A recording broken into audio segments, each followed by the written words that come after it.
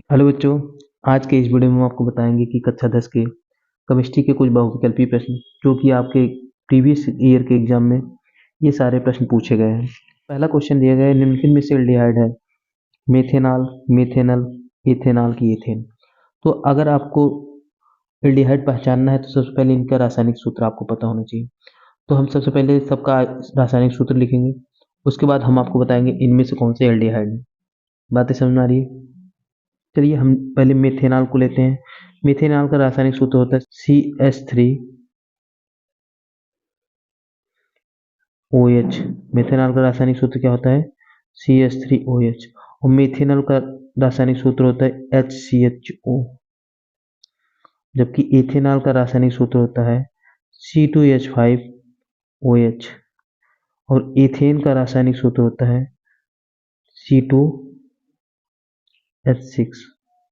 बातें समझ में आ रही है? बोलिए। अगर एल्डिहाइड की बात करता है बच्चों, जिस कार्बन की चेन में अगर CHO समूह उपस्थित होता है वो आपके क्या होते हैं? एल्डिहाइड है। तो इनमें कौन सा ऑप्शन सही हुआ बात आपका? तो इसमें बी पार्ट आपका क्या हो जाएगा? करेक्ट आंसर हो जाएगा। बोलिए, बातें समझ में आ रही है? चलिए अब अगले क्वेश्चन की तरफ बढ़ते हैं। अगला क्वेश्चन आपको दिया गया है H2SO4। H2SO4 के जली विलयन का पीएच मान है। H2SO4 आपके बच्चों अम्ल होते हैं। अगर किसी अम्ल के लिए जली विलयन पीएच का मान पूछ रहा है, जली विलयन में पीएच का मान पूछ रहा है, तो उसका मान होता है 7 से कम होता है। क्या होता है बच्चों? 7 से कम होगा। बातें समझ में आ रही है? चलिए बढ़ते हैं अगले क्वेश्चन की तरफ।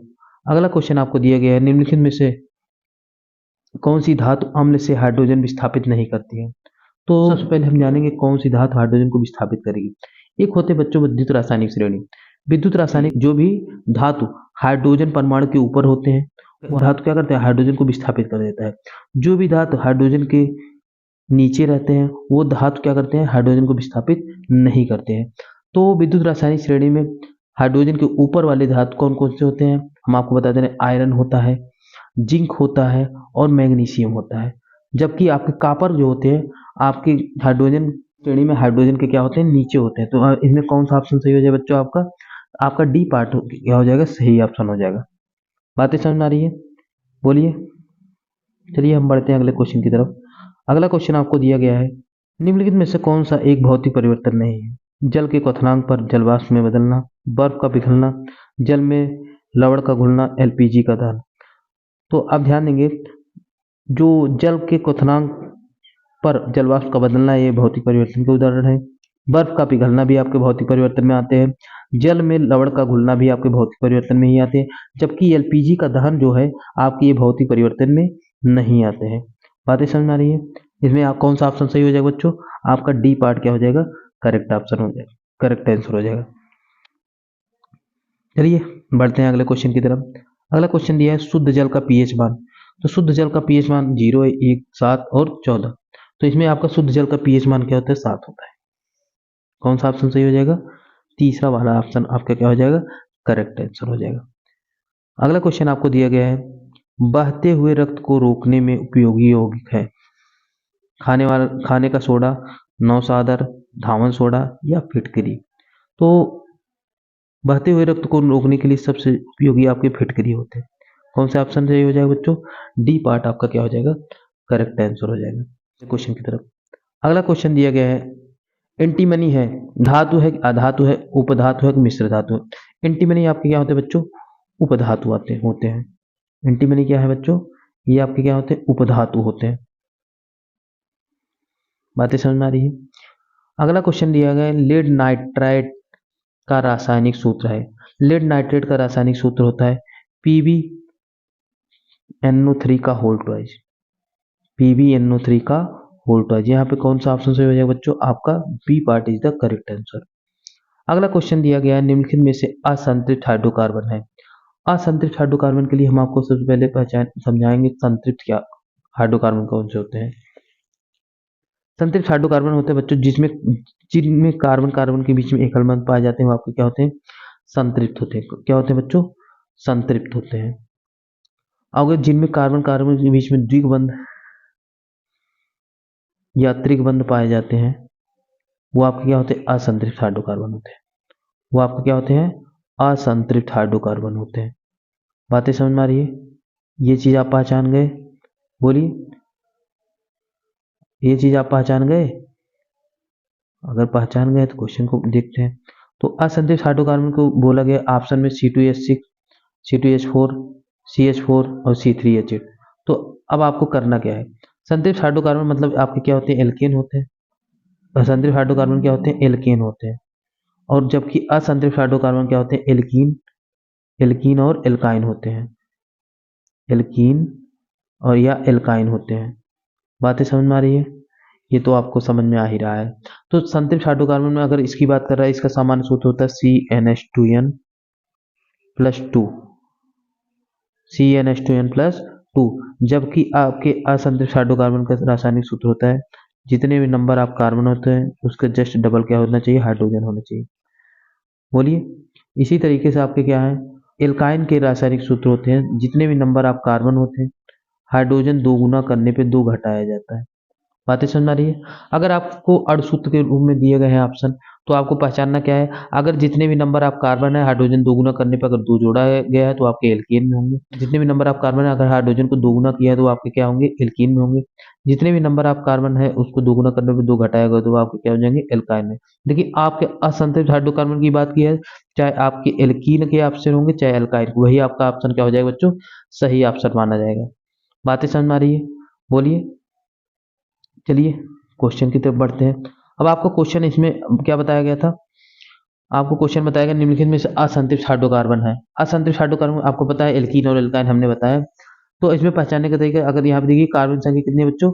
दो। अगर कार्बन संख्या दो है, हाइड्रोजन क्या है यहाँ पे? दो गुना करने पे दो जुड़ा है तो आप क्या है? एल्केन में आएंगे। दूसरे ऑप्शन की तरफ बढ़ते हैं। दूसरा ऑप्शन दिया है जितने भी नंबर आप कार्बन है उसके हाइड्रोजन दो गुना जोड़ा गया है, दुगुना है, तो आपके क्या हो जाएंगे? इसमें आपका कौन सा ऑप्शन सही हो जाएगा? B part is the correct answer. क्यों हो जाएगा? हमने आपको बताया था जितने भी नंबर आप कार्बन है अगर उसका जस्ट डबल हाइड्रोजन है तो आपके एल्कीन होंगे। एल्कीन आपके होते हैं, वो एल्कीन क्या होते हैं? असंतृप्त हाइड्रोकार्बन होते हैं। बातें समझ में आ रही है? अगर ये वाला ऑप्शन सही हो गया तो आगे आपको देखने की कोई जरूरत ही नहीं है। जबकि आपको हम आपको समझा दे रहे मेथेन आपके क्या होते हैं? एल्केन में होते हैं। यहाँ पे देखें जितने भी नंबर आप कार्बन होते हैं दो गुना करने पे दो जुड़ा है तो ये भी आपका क्या है? एल्केन के ही ऑप्शन है। बातें समझ में आ रही है? बोलिए। अब हम क्वेश्चन को आगे बढ़ाते हैं। अगला क्वेश्चन आपको दिया है प्रोपेनल में क्रियात्मक समूह है। अल जिसका अनुलग्न होता है उसका क्रियात्मक समूह बच्चों होता है CHO। उसका क्रियात्मक समूह क्या होता है बच्चों? CHO। अगर क्या बोलते हैं अल्कोहल की बात करता है उसमें आल होता है। अगर अल्कोहल की बात करता है उसका क्रियात्मक समूह OH होता है और उसका अनुलग्न क्या होता है? आल होता है।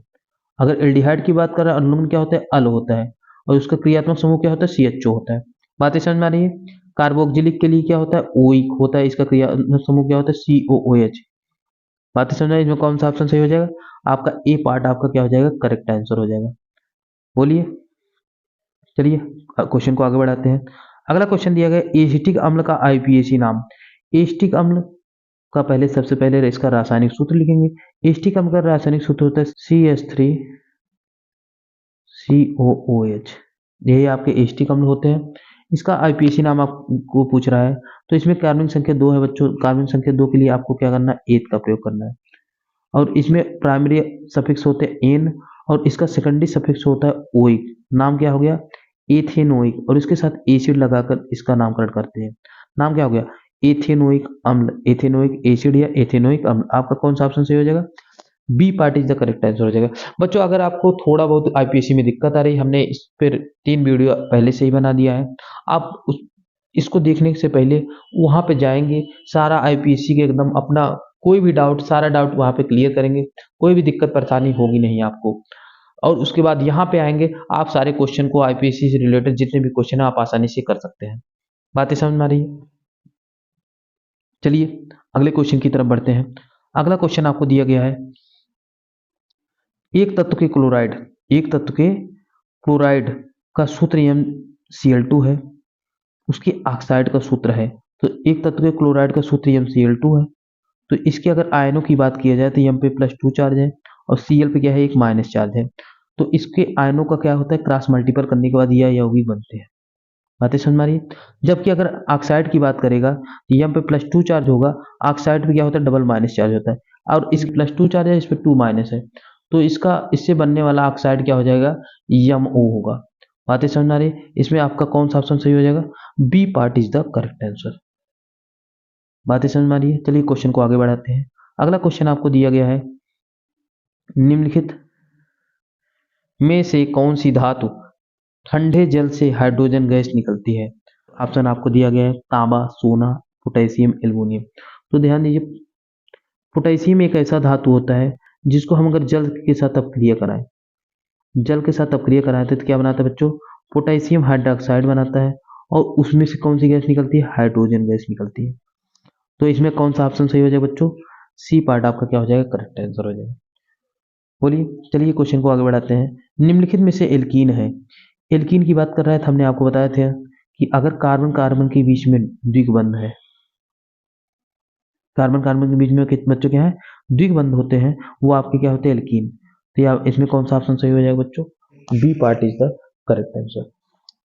चलिए क्वेश्चन को आगे बढ़ाते हैं। इसमें आपको बोला गया 1 बिलियन लाल लिटमस को नीला कर देता है, 1 बिलियन क्या करता है, लाल लिटमस को नीला कर देता है, तो इसका पीएच मान संभव है। अगर कोई बिलियन लाल लिटमस को नीले में बदल रहा है, कोई भी बिलियन लाल लिटमस को अगर किस में बदल रहा है बच्चों, लाल को नीले में बदल रहा है, तो वह बिलियन होता है क्षारी। वह बिलियन कैसा बिलियन है बच्चों, क्षारी होता है। तो क्षारी विलयन के लिए पीएच मान क्या हो जाता है, क्षारी विलयन के लिए पीएच का मान होता है 7 से अधिक। तो इसमें कौन सा ऑप्शन सही हो जाएगा बच्चों, D part is the correct answer. बातें समझ में आ रही है? बोलिए, आपको समझ में आ ही रहा होगा, हमें उम्मीद है। चलिए क्वेश्चन को आगे बढ़ाते हैं। अगला क्वेश्चन दिया, क्लोरीन के अणु में आबंध पाया जाता है, आयनिक बंध, एक सहसंयोजी आबंध, द्विसहसंयोजी आबंध कि त्रिसहसंयोजी आबंध। क्लोरीन अणु का सूत्र होता है Cl2। क्लोरीन अणु का सूत्र क्या होता है, Cl2। अब इसका हम बंध दिखा देंगे। क्लोरीन और क्लोरीन के बीच में बच्चों क्या पाया जाता है, एकल सहसंयोजी आबंध पाया जाता है। क्लोरीन और क्लोरीन के बीच में कौन सा बंध पाया जाएगा, एकल सहसंयोजी आबंध पाया जाता है। इसमें कौन सा ऑप्शन सही हो जाएगा बच्चों, B part is the correct answer. बातें समझ में आ रही है? चलिए क्वेश्चन को आगे बढ़ाते हैं। अगला क्वेश्चन आपको दिया है, जल को जीवाणु रहित बनाने में उपयोगी पदार्थ है, धावन सोडा, बेकिंग सोडा, फिटकरी या विरंजक चूर्ण। तो इसमें विरंजक चूर्ण जो होता है किसी भी जल को जीवाणु रहित बनाने में सबसे उपयोगी पदार्थ है। इनको आगे बढ़ाते हैं। अगला क्वेश्चन दिया गया, निम्नलिखित जिन अपक्रियाओं में आयनों के विनिमय से नए यौगिक बनते हैं उन्हें कहा जाता है, आयनों के विनिमय द्वारा बनने वाले यौगिक को हम क्या कहते हैं बच्चों, उभय अपघटन अपक्रिया या द्विविस्थापन अपक्रिया कहते हैं। बातें समझ में आ रही है? चलिए क्वेश्चन को हम आगे बढ़ाते हैं। बातें समझ में आ रही है? चलिए क्वेश्चन को हम आगे बढ़ाते हैं। अगले क्वेश्चन की तरफ बढ़ते हैं। अगला क्वेश्चन आपको दिया गया है, कार्बन को वायु से जलाने पर कार्बन डाइऑक्साइड गैस का बनना उदाहरण है, जिनके साथ जला रहे हैं क्या बनाता है बच्चों, कार्बन डाइऑक्साइड। मतलब ये क्या किया है, कार्बन ऑक्सीजन के साथ संयोग किया है, तो अब बना क्या है आपका, कार्बन डाइऑक्साइड। तो ये आपके संयोजन अपक्रियाओं के अंतर्गत आते हैं बच्चों। बातें समझ में आ रही है? तो इसमें कौन सा ऑप्शन सही हो जाएगा, ए पार्ट आपका क्या हो जाएगा, करेक्ट आंसर हो जाएगा। चलिए क्वेश्चन को आगे बढ़ाते हैं। अगले क्वेश्चन दिया गया, जिंक चूर्ण पर तन सल्फ्यूरिक अम्ल की अपक्रिया से गैस निकलती है। जिंक चूर्ण का फॉर्मूला होता है Zn। अगर इसको हम किसके साथ अपक्रिया कराएं, सल्फ्यूरिक अम्ल के साथ, सल्फ्यूरिक अम्ल के साथ अपक्रिया कराएं, क्या बनाएगा, जिंक सल्फेट बनाता है, और इसमें से कौन सी गैस निकलती है, बोलिए, हाइड्रोजन गैस निकलती है। कौन सी गैस निकलती है, हाइड्रोजन गैस। तो इसमें कौन सा ऑप्शन सही हो जाएगा बच्चों, ए पार्ट आपका क्या हो जाएगा, करेक्ट आंसर हो जाएगा। बातें समझ में आ रही है? अगला क्वेश्चन दिया गया है, सामान्य तापक्रम तथा दाब में द्रव के रूप में पाई जाने वाली अधातु है, क्लोरीन, ब्रोमीन, फ्लोरीन की आयोडीन। तो समान तापक्रम पे जो ब्रोमीन होते हैं ये आपके क्या होते हैं, समान तापक्रम और समान दाब पर ये द्रव के रूप में पाए जाते हैं। जो ब्रोमीन होते हैं सामान्य ताप और समान दाब पर किस रूप में पाए जाते हैं, द्रव के रूप में पाए जाते हैं। बातें समझ में आ रही है? चलिए क्वेश्चन को आगे बढ़ाते हैं। अगला क्वेश्चन आपको दिया गया है, प्रोपेनोन में क्रियात्मक समूह है। तो प्रोपेनोन का पहले हम स्ट्रक्चर बनाते हैं। प्रोपेनोन का स्ट्रक्चर होता है CH3 COCH3। तो इसमें इसका क्रियात्मक समूह बच्चों होता है CO। कौन सा क्रियात्मक समूह होता है? CO। यहाँ पे कौन सा ऑप्शन सही हो जाएगा? सी पार्ट आपका क्या हो जाएगा? करेक्ट आंसर हो जाएगा। बातें समझ में आ रही है? चलिए क्वेश्चन को आगे बढ़ाते हैं। अगला क्वेश्चन दिया है, कॉलम ए में दिए गए यौगिकों को सुमेलन कॉलम बी में दिए गए उनके उदाहरण से कीजिए। मतलब क्या करना है आपको? मिलान करना है।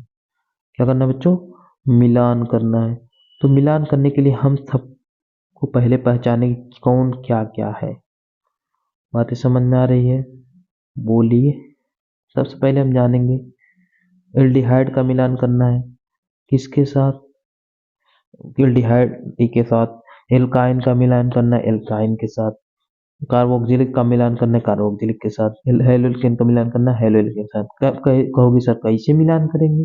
तो आपको पता होना चाहिए, अगर एल्डिहाइड की बात कर रहा है, अगर CHO जहां पे दिखेगा जिस कार्बन की चेन में, वो आपके एल्डिहाइड होते हैं। एल्काइन की बात कर, एल्डिहाइड का मिलान करना है किसके साथ? एल्डिहाइड के साथ। एल्काइन का मिलान करना है एल्काइन के साथ। कार्बोक्सिलिक का मिलान करना है कार्बोक्सिलिक के साथ। हेलोल्केन का मिलान करना है हेलोल्केन के साथ। कहोगे सर कैसे मिलान करेंगे? तो आपको पता होना चाहिए, अगर एल्डिहाइड की बात कर रहा है, अगर CHO जहां पे दिखेगा जिस कार्बन की चेन में, वो आपके एल्डिहाइड होते हैं। एल्काइन की बात कर रहा है, तो कार्बन कार्बन के बीच में अगर कहीं ट्रिपल बॉन्ड दिख रहा है तो वो आपके एल्काइन होते हैं। कार्बोक्सिलिक की बात कर रहा है, जहां पे COOH समूह दिख जाए वो आपके कार्बोक्सिलिक होते हैं। हेलो एल्केन की बात कर रहा है, जहां पे कोई हेलोजन किसी कार्बन की चेन के साथ जुड़ी है वो आपके क्या होते हैं? हेलो एल्केन होते हैं। बातें समझ में आ रही है? तो एल्डिहाइड की बात कर रहा है, तो इसमें आपको देखना है कौन से आपके एल्डिहाइड होते हैं।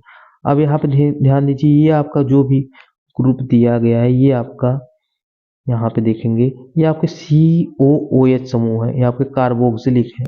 और जबकि यहाँ पे जो है आपका एल्डिहाइड है CHO, जिसको पहले वाले का मिलान किसके साथ हो जाएगा? बी वाले के साथ। एल्काइन की बात कर रहा है, एल्काइन कहाँ पर है? चौथा ऑप्शन आपका क्या हो जाएगा? मिलान हो जाएगा बी वाला। जबकि कार्बोक्सिलिक क्या हो जाएगा? पहला, तीसरा वाला किसके साथ मिलान हो जाएगा? पहले के साथ। और जो बचा हुआ है वो क्या हो जाएगा? सी के साथ। और हम देखते हैं ऑप्शन हमारा कौन सा सही होता है। पहला वाला दूसरे के साथ, पहला वाला दूसरा नहीं है, दूसरा नहीं है, तो ये भी आपका ऑप्शन गलत हो जाएगा। बोलिए, ये भी गलत हो जाएगा। जबकि इधर चलेंगे, पहला वाला बी के साथ है और बी वाला किसके साथ है? डी के साथ। बी वाला डी के साथ पहले में नहीं, इसमें नहीं है, बी वाले में नहीं है, बी वाला डी के साथ। तो अब डी बचा है, तो डी आपका क्या हो जाएगा? सही हो जाएगा। कैसे पहचानेंगे? पहला वाला बी के साथ, पहला वाला बी के साथ है, बी डी के साथ है, बी डी के साथ, सी वाला ए के साथ, सी वाला ए के साथ, और डी किसके साथ करना है? सी के साथ। तो कौन सा ऑप्शन आपका सही हो जाएगा बच्चों? आपका ऑप्शन हो जाएगा D part is the correct answer. बातें समझ में आ रही है? चलिए अगले क्वेश्चन की तरफ बढ़ते हैं। अगला क्वेश्चन आपको दिया गया है था, इसमें आपका ऑप्शन सही था CO, और इसमें आपका ऑप्शन सही था चौथा वाला। अब आपको बोला गया क्वेश्चन में कार्बन परमाणु की संयोजकता होती है। कार्बन परमाणु की संयोजकता कितनी होती है बच्चों? 4 होती है। कार्बन परमाणु की संयोजकता कितनी होती है बच्चों? 4 होती है। थोड़ा सा हम इसको इरेज कर देंगे क्योंकि ये दिख ही नहीं रहा है बच्चों। तो यहाँ पे आप देखेंगे ये आपका क्या हो जाएगा? सही हो जाएगा। तो कार्बन परमाणु की संयोजकता कितनी होती है बच्चों? 4 होती है। बातें समझ में आ रही है? चलिए क्वेश्चन को आगे बढ़ाते हैं। अगला क्वेश्चन आपको दिया गया है, एल्काइन का सामान्य सूत्र। हमने आपको बताया था एल्काइन के लिए जितने भी नंबर आप कार्बन होते हैं, अगर दोगुना करने पर 2 घटा देते हैं, हाइड्रोजन को दोगुना करने पर क्या करना है? 2 घटा देते हैं, वो आपके एल्काइन के सामान्य सूत्र। तो इसमें आप कौन सा ऑप्शन सही हो जाएगा बच्चों? C part is the correct answer. चलिए क्वेश्चन को आगे बढ़ाते हैं। अगला क्वेश्चन दिया गया है, CH3CH2OH का IUPAC नाम। CH3CH2COH, OH समूह अगर जिसमें उपस्थित होता है वो आपके एल्कोहल होते हैं। इसका अनुलग्न क्या होता है बच्चों? आल होता है। क्या होता है बच्चों? इसका अनुलग्न क्या होता है? आल होता है। आल, OL। बातें समझे? 2 कार्बन है, कार्बन की चेन क्या हो जाएगी? 2 कार्बन है तो 8 हो जाएगी। शब्दमूल कितना हो जाएगा 2 कार्बन के लिए? 8 हो जाएगा। 2 कार्बन के लिए शब्दमूल कितना हो जाएगा? 8 हो जाएगा।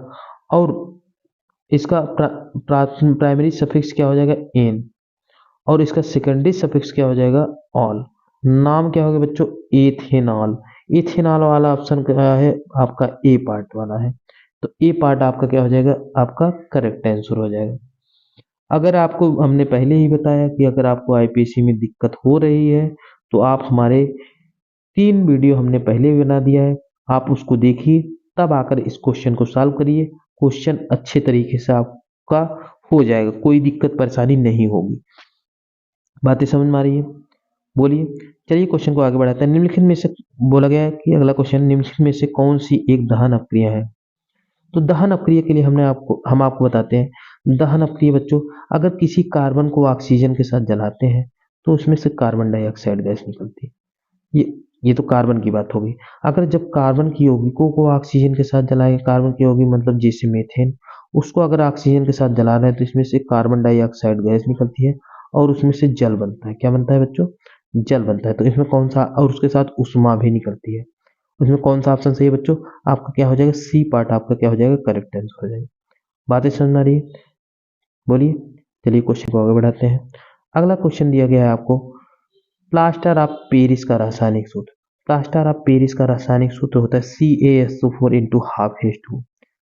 बोलिए, प्लास्टर ऑफ पेरिस का रासायनिक सूत्र क्या होता है, CaSO4 इंटू हाफ H2।